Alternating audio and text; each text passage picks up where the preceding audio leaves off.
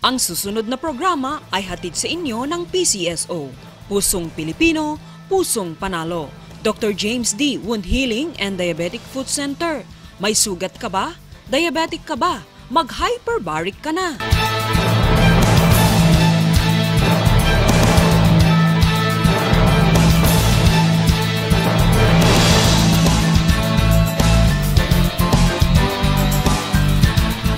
Ang inyong likod bayan, Tony Falcon. Tony Joy Rojas po, ang General Manager ng Philippine Charity Sweepstakes Office. Kami ang inyong likod bayan. Sa panahon ng kalamidad, pinakamalaga ang tamang pananaw kung ano ang susunakbang para makabangon muli. Makisa at tumulong sa mga dikay ng gobyerno para makaiwas sa posibleng pinsala sa mga darating pang panahon. Isang mapagpalang hapon po. Welcome sa programang Lingkod Bayan. Ako po, si Tony Falcon sa Lingkod Bayan Choice. Makakasama natin si Principal Rodolfo Modelo ng Commonwealth Elementary School. Alamin kung bakit halos po lahat ng mga guro sa NCR ay pumapasyal sa kanilang paaralan. At silipin natin ang malaparahisong ganda po ng Commonwealth Elementary School.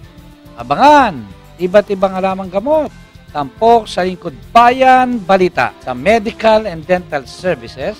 Tungayan po natin ang pasasalamat ng mga tumanggap ng tulong pinansyal sa PCSO Charity Clinic. Non-stop ang pagtulong para sa mga may sakit. At syempre naman, ang tinig ni Jesu Rivera at Gerald Bansales ang marinig po natin.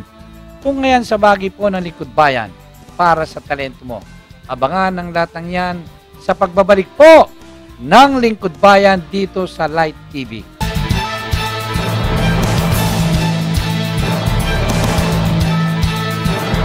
Daghang salamat! Diyos mabalos. Muchas gracias. Madamong nga salamat. Salamat po!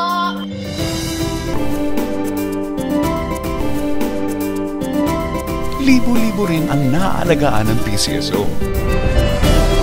Kaya naman panay ang thank you nila sa iyo.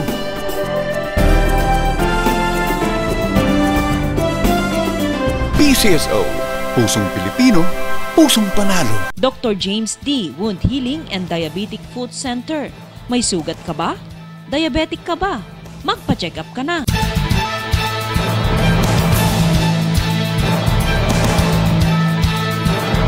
Sa PCSO Charity Clinic na matatagpuan sa Lung Center of the Philippines, Quezon City, umipila po ang mga humingi ng tulong pinansyal, gamot, nagpapacheck up, treatment sa sakit tulad ng chemotherapy at dialysis. Kaya lubos ang pasalamat po nila sa tulong ng PCSO. Ang bahaging ito ay hatid sa inyo ng PCSO, Pusong Pilipino, Pusong Panalo. Medical Dental Services. Ano po pangalan nila? Lolita Ujamar. Taga saan po kayo, nanay? Dito lang ako sa Prisco. Anong sakit po? Lung cancer. Stage Lung 4. cancer. Marami pong salamat sa PCSO. Sana meron pa sa uulitin kasi marami pa akong cycle na darating.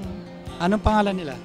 Denver campus po. Taga saan po? Sa Pampanga po, sa Mabalacat. Mabalacat ka. So, sino may sakit?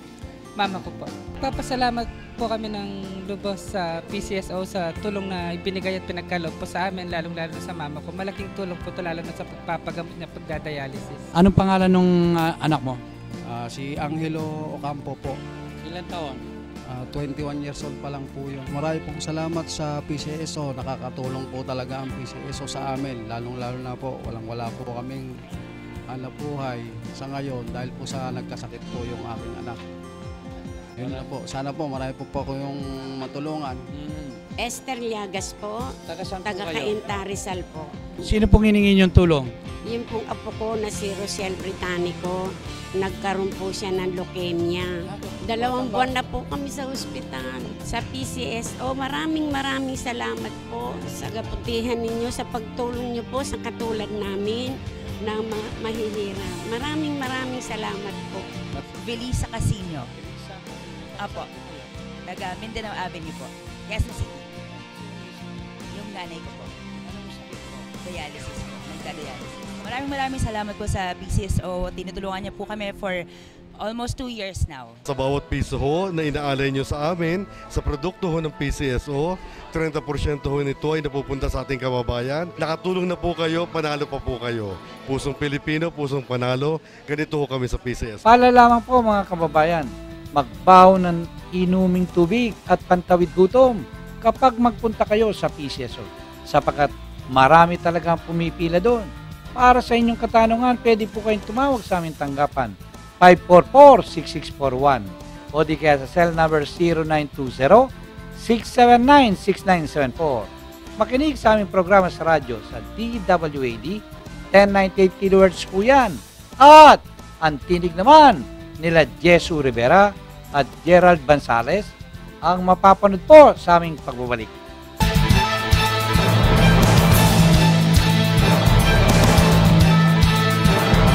Deal! Deal! Deal! Deal! Ito ang larong hindi mo pagsasawaan. Susubukin ang talino mo. Challenge 21. Imbensyong pampamilya, pambarkada, at pwedeng-pwede sa palarong pang-eskwela. Susuko ka ba sa hamon?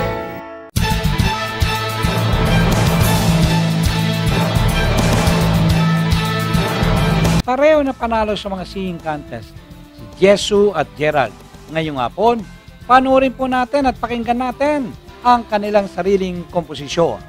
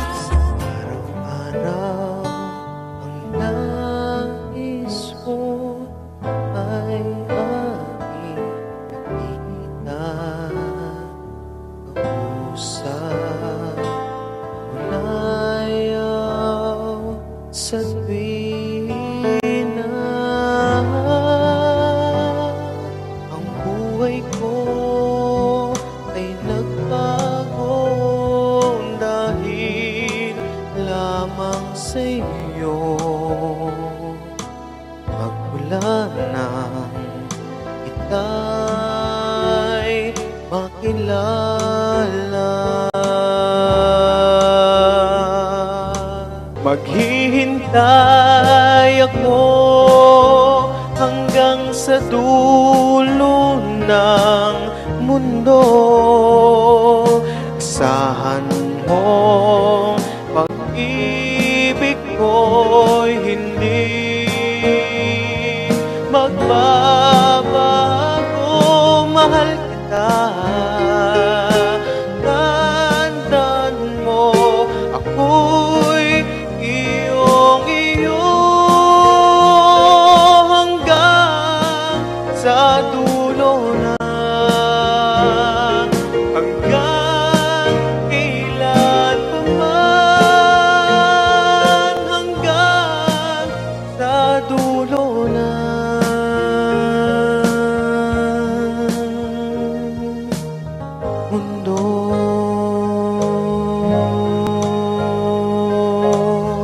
Maraming salamat Jesu Rivera at Gerald Bansales. Kung gusto niyo silang imbitahan sa inyong okasyon, tawagan lamang po kami sa 544-6641 o di kaya sa cell number 0920-679-6974. Suporta natin sila sa pag-abot ng kanilang pangarap. Samantala, ano nga ba ang sikreto ng tagumpay ng Commonwealth Elementary School? Bakit nga ba itinangal bilang Hall of Fame ng Brigada Eskwela? Abangan! Lingkod Bayan Balita, susunod na.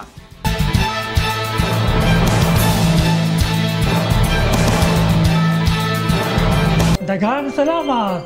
Diyos mabalos. Muchas gracias. Madamong nga salamat. Salamat po.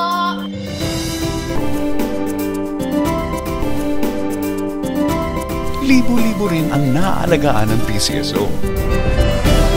Kaya naman panay ang thank you nila sa iyo.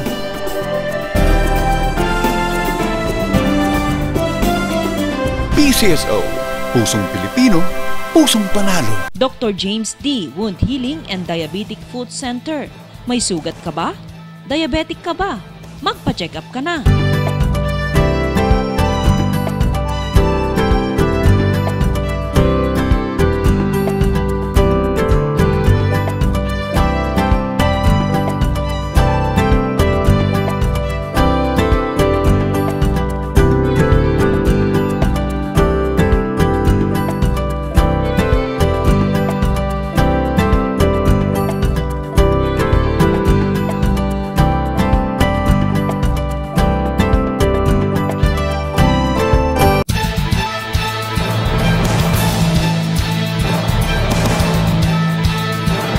Para sa mga may sakit na diabetes, may bagong teknolohiya na po ang Dr. James D. Wound Healing and Diabetic Food Center.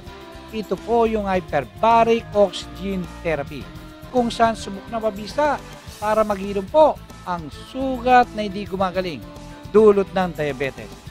Magtanong po kayo sa 743-2164. Samantala, kung mahilig ka naman sa saging, narito ang maidudulot nitong sustansya sa ating katawan sa paglingkod bayan ni Bea Corpus.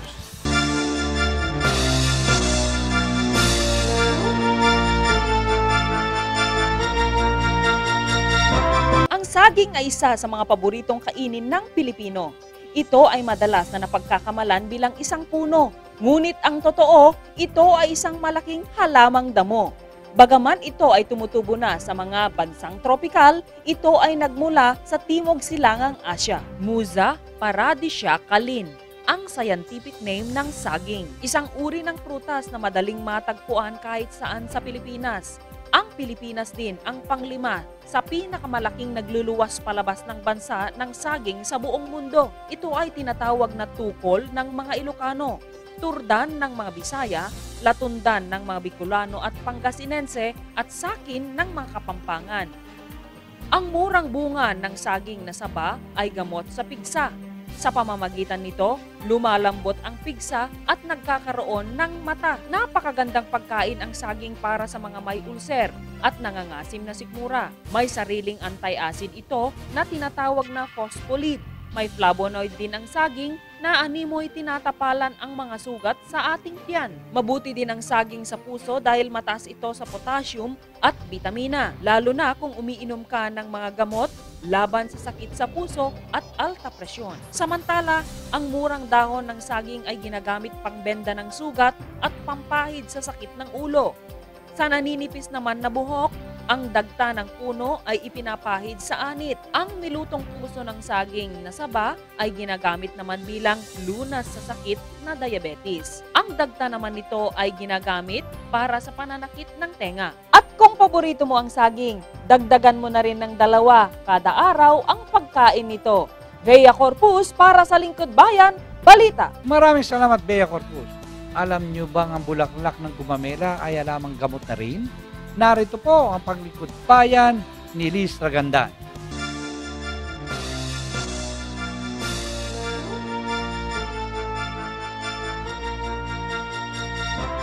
Ang Panagbenga Festival sa Baguio City ay dinarayo ng mga turista dahil sa ganda ng mga bulaklak na ipinaparada tuwing buwan ng Pebrero.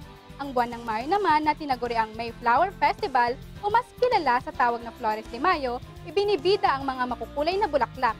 Isa na rito ang gumamela na pag-alamang halamang gamot. Ang gumamela ay isa sa mga pinakapamilyar na bulaklak sa Pilipinas.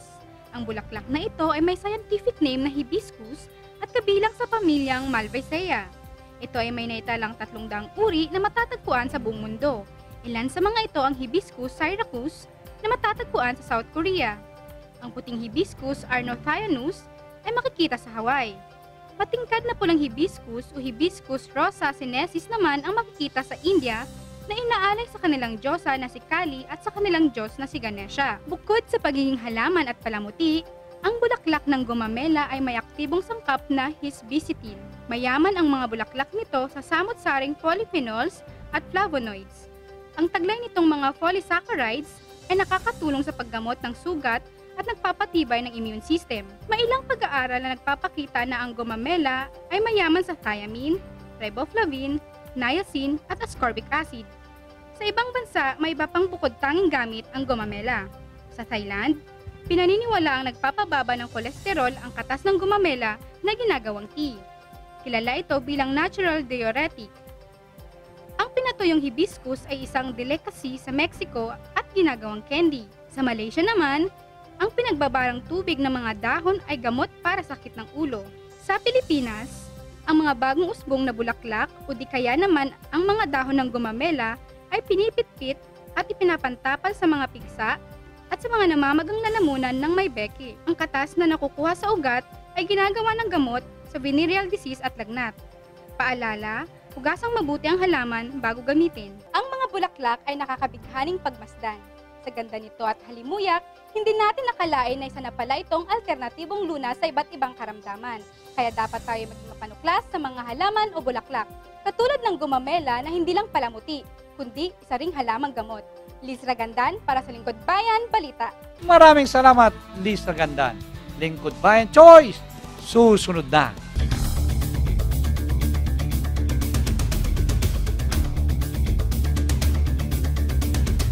Sa gitna ng pagsubok sa mga lider ng ating bansa, dahil sa dagok na iniwan ng Bagyong Yolanda, minarapat naming bigyan kayo ng inspirasyon ngayong hapon. Isang simpleng guro, nagsikap para makilala ang kanyang paaralan. Kilalanin natin siya. Siya si Principal Rodolfo Modelo. Ilan lamang sa kanyang pinaglingkuran bilang school principal ay ang mga sumusunod. Principal 1 sa Bagong Bayan Elementary School, Principal 2 sa North Fairview Elementary School, Principal 3 sa Lucas Pascual Elementary School, at di kalaunan lumipat sa Old Balara Elementary School, Principal 4 sa Batasan Hills Elementary School, lumipat sa Manuel L. Quezon Elementary School, at ngayon kasalukuyang principal sa Commonwealth Elementary School. Kapili po natin ang principal ng Commonwealth Elementary School, Rodolfo Modelo. Magandang hapon po. Magandang hapon naman din po. Bigyan mo naman ng konting background tungkol dito sa school na ito.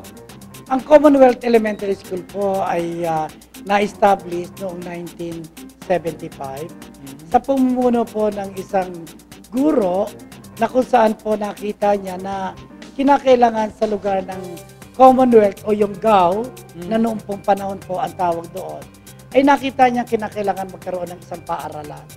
Sa kanyang pong pagpupursige pong matayo po ang Commonwealth Elementary School, ito na ngayon po ang Commonwealth Elementary School. Gaano po kalaki ang nasasakupan ng eskwela na ito ngayon? Ngayon po ang Commonwealth Elementary School ay merong 4,000 laki po, no? At opo, at meron no ngayon tayong 10 buildings na meron 3-story, 4-story. Okay. Meron no tayo ngayon na 9,600 mga batang mag-aaral at meron no tayong 219 teachers at 50 non-teaching personnel po. Ito ay isang eskwela na multidisciplinary school. Bakit ko po sinabi ito? Dahil lang po, hindi lang po regular program na ang kinikater po ng Commonwealth Elementary School. Meron din po tayong kindergarten program. Okay. Meron din po tayong tinatawag na SPED or Special Education Program. Meron din po tayong ALS, Alternative Learning System, ang ating BPOSA. Ganon din po, meron doon tayo pong madrasa na kung saan po ang ating mga Muslim pong mga kasama natin po ay nakakapag-aral. Unang-una po, nagpapasalamat po tayo dahil yung ating butihing mayor, Herbert Bautista po, ay talagang sinuportahan po ang mga public school. At isa po yan talaga yung mga white guard natin upang ang safety ng mga bata, safety po ng mga guro at ng teaching po ay naroroon. Napakalinis dito sa iyo. Mapasiyar, mapapasilyo, lahat ng pinuntahan ko malinis eh. Ang isang bata kinakailangan para maging maganda ang kanilang pag-aaral at mahikayat mong pumasok sa paaralan, kailangan conducive po ang facilities mo sa kanila. Tinuturuan natin ang mga bata sa pamagitan ng kanilang MSEP, yung mga bata, paano nare-reuse, nare-recycle, yung mga kalat na imbis na itapon, may pakinabang pala po. Pang meron na pwede nating ipagmalaki dito po sa eskwela na ito dahil po sa inyo. Kung inyong mapapansin na talagang ma-amaze na ho kayo sa paaralan. Pagpasok pa lang po, gate na gate pa lang po, marami ng halaman. Opo. At pinakamarami po ron ang oregano. Ang oregano po ay hindi lamang po as medicinal plant na kung saan po ay makakatulong po panggamot ito sa mga ubo. Yun din po ay magagamit ang oregano doon sa mga air pollution. Kada floor, napakarami po nakapaligid ng oregano eh. Hindi lang ho yan, pagpasok po, may makikita na kayong urban gardening na kung saan po yung mga recycled na plastic na doon natin itinatanim ngayon. Pati vegetable po, yun din po ang ginagamit. Ay, ganun. At alam niyo ba po yung vegetable, nagagamit natin to sa feeding program. Katulad po, halimbawa po yung mga malunggay natin, yung pechay, at ito po ay ginagrind natin at sinasama po sa sopas. Ganon din po, meron no tayong mushroom. Nakakatulong po kasi meron no tayong feeding program. Ayun. Pagpasok nyo rin po, makikita nyo po yung ating mga report card po na tinatawag. Kung gusto nyo pong malaman yung ating mga data para sa eskwela, pupus mo lang po, i-click mo lang po yon at iilaw na po at lalabas na po yung data. Dire-diretso kayo papasok ng Commonwealth Elementary School. Meron no kayong 198 solar bulbs na makikita nyo po na nakalagay sa bubong ng covered court. Pero hindi na ho tawag namin doon covered court. Ang tawag na namin po dampa. May mga bahay kubo. Kaya nga ho tinawag namin yon. At yung bahay kubo po na yon ay ginagamit po ng mga teachers, na mga magulang sa remedial at saka sa coaching. Yun po. At the same time po, yung ating dampa po ay ginagamit po ng mga bata na halimbawa po hindi nila nagawa yung kanilang assignment. Doon po sila gumagawa. Pati yung mga magulang. Halimbawa po, hindi po sila nakakain ng pananghalian. Doon din po ginagamit nila. At doon po sila kumakain. At mapapansin niyo po doon sa ating stage po, meron po kaming mga pispan. Oh yes, yung pala isda. Diyan yung may hito. Manunungkit ka lang ho doon. No? At talagang pwede ka nang mag-ihaw ng hito po. Ngayon po ay meron no tayo nilagay na 100 po na maliliit na hito po. Ngayon no, lalaki na. Halos po umaabot na siya ng mag-iisang kalating kilo po sa bawat isa. At kung iikot din po kayo ay makikita nyo rin po yung aming poultry na kung saan po yun ay mga project po o alagain ng mga SPED children natin. Ayun. Makikita nyo rin po, meron tayo doon sa rainwater filtration. Yes, nakita ko yan. Opo. Na yung ulan po ay magagamit pa pala. Hindi siya masasayang. Kaya po yung ating dampa, tinanggalo namin yung mga PVC, yung kanyang pong daluyan ng tubig. At yun po, pinaltan po natin ng mga recycled plastic at yun po ang ginawa natin PVC. Yun po yung rainwater na yun po. Meron na tayong storage, yun po yung container na tinatawag. At doon po ngayon po ay may store yung mga rainwater. At yan na ngayon po, meron pa rin po, pagdating ko doon, mapapansin nyo po na meron pa rin po parang linya na nakakonekta ron no, na ginamit din no namin na yung mga maliliit na mineral water, pinagdugtong-dugtong po yun, no? At yun ngayon po ay binutas namin. At tama-tama po doon sa mga halaman, pandilig. Yung mga wastewater natin po, no, nanggagaling po sa mga pinaghugasan ng kamay ng mga bata. At yun po ay ginagamit ng mga utilities, mga bata, upang halimbawa po, paglinis ng corridor. Yun po, pandilig ng mga halaman, pambuho sa CR. Okay. Yun po, malaking bagay po yun. No? Kaya ang one good news po, yung ating bill ng kuryente, dahil po sa solar bulb, at yung ating bill po sa ating water, ay nabawasan ng malaki. Kung napansin niyo po, no, yung mga magulang ng kinder, grade 1, grade 2 at SPED, ay may mga malalaking ID. At ito po ay color coding pa, ayon sa color na yan. Kasi po, bayaan natin ang magulang kasi part sila ng eskwelahan. At para po, yung mga anak nila, alam nila po na pag hinatid nila sa room, safe yung bata. Ayun. At nabalitaan ko rin, napakarami pong awards na natanggap po ng inyong eskwelahan. Oo nga ho, napakarami ang blessing ng ating paaralan. At yun naman po ay tulong-tulong po ng magulang, ng ating General PTA, ng barangay.